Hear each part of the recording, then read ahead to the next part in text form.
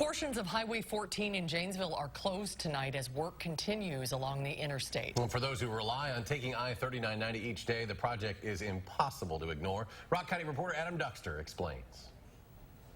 Well, construction on the interstate is nothing new. It's also not going away anytime soon.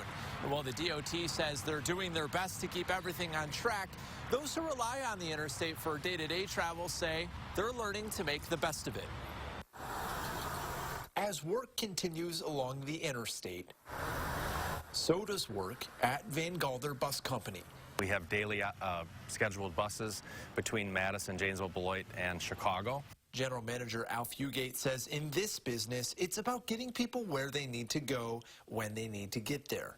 Everything is logistics based and trying to maintain a schedule as much as we are safely able. He says prior to the I-3990 project starting, he feared for the worst, with more than 100 buses relying on that road each day. We have either the misfortune or the fortune of having a lot of buses on that corridor at any given time.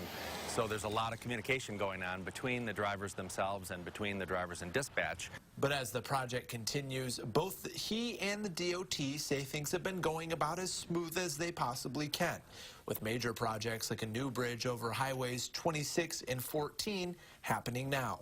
It's great and rewarding to see all the progress that's been going on and knowing that the light is at the end of the tunnel. We're getting closer to finishing another construction season, but there's, again, only 2 more construction seasons as we start wrapping up the interstate project. And when you work in an industry as busy as this one, This coach, every one of our coaches is accessible. knowing you can rely on the road to get you there is everything.